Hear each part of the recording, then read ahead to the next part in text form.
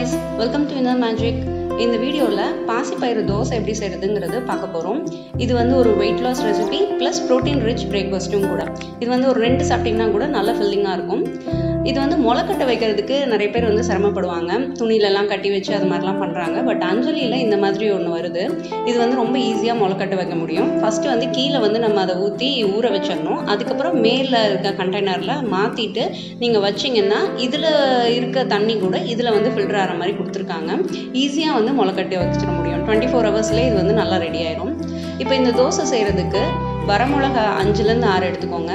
பூண்டு, இஞ்சி, சோம்பு, சீரகம், தேவையான அளவுக்கு உப்பு, இதுதான் வந்து இதுக்கு தேவை. நீங்கள் பச்சை மிளகா கூட யூஸ் பண்ணிக்கலாம். பட் வரமிளகா யூஸ் பண்ணிங்கன்னா நல்ல டேஸ்ட் இருக்கும். அதனால தான் நான் வரமிளகா எடுத்துருக்கேன். இப்போ இது எல்லாத்தையுமே நம்ம வந்து அரைச்சி தோசை மாவு மாதிரி அரைச்சி எடுக்க போகிறோம். அரைக்கும் போது வந்து ரொம்ப தண்ணி ஊற்ற வேணாம், அளவாக தண்ணி ஊற்றிக்கோங்க. அதுக்கப்புறம் நம்ம அந்த பேட்டர் கன்சிஸ்டன்சிக்கு தேவையான அளவுக்கு அரைச்சதுக்கப்புறமா தண்ணி ஊற்றிக்கலாம். இதுக்கு வந்து பெருங்காயத்தூள் வந்து ஆட் பண்ணணும். ஏன்னா இது வந்து உங்களுக்கு வாய்வு தொல்லை வந்து ஏற்படுத்த வாய்ப்பு இருக்குது.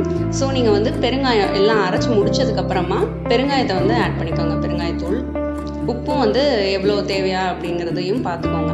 இப்போ இந்த அளவுக்கு நம்ம திக்காக ஒரு பேஸ்ட்டாக அரைச்சிக்கணும். அதுக்கப்புறம் தான் தேவையான அளவுக்கு தண்ணி ஊற்றி இந்த மாதிரி அரைச்சிக்கணும். இது வந்து குழந்தைங்களுக்கு கூட கொடுக்கலாம். டின்னராக சாப்பிட்றதுக்கு பதிலாக பிரேக்ஃபாஸ்ட்டாக சாப்பிட்டிங்கன்னா ரொம்ப நல்லது.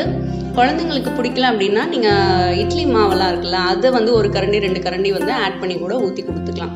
பெரியவங்களுக்கு இது மட்டுமே போதும். இது வந்து ஃபுல்லாக ப்ரோட்டீன் தான், உங்களுக்கு கார்போஹைட்ரேட் இதில் இருக்காது.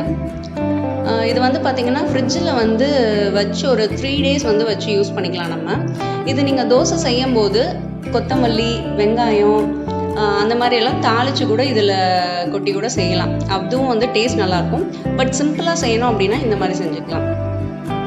ஆனியன்லாம் போட்டு செய்யும்போது இன்னும் கொஞ்சம் ரிச்சாக ரொம்ப நல்லாயிருக்கும். இதுக்கு தொட்டுக்கிறதுக்கு பார்த்தீங்கன்னா கொஞ்சம் காரமான சட்னி ஏதாவது வச்சு சாப்பிட்டிங்கன்னா டேஸ்ட் நல்லாயிருக்கும். இப்போ வந்து ஒரு மீடியம் ஃப்ளேமில் வச்சு தான் நான் இது வந்து இந்த தோசை வந்து வேக வைக்கிறேன். ஏன்னா வந்து கீழெல்லாம் கொஞ்சம் வேகிறதுக்கு டைம் எடுக்கும். அதனால் நல்லா குக் பண்ணணும் அப்படிங்கிறதுனால மீடியம் ஃப்ளேமில் வச்சுக்கோங்க. திருப்பி போட்டு வேக வச்சாச்சு. 2 minutesல வந்து இது ரெடி ஆயிடும். கண்டிப்பாக இது வந்து வெயிட் லாஸ் பண்ணணும்னு நினைக்கிறவங்க எல்லாருமே உங்கள் வீட்டில் ட்ரை பண்ணி பாருங்கள். ரொம்ப நல்லாயிருக்கும். இந்த வீடியோ பிடிச்சதுன்னா உங்கள் ஃப்ரெண்ட்ஸோட ஷேர் பண்ணுங்கள். தேங்க்யூ, பாய்.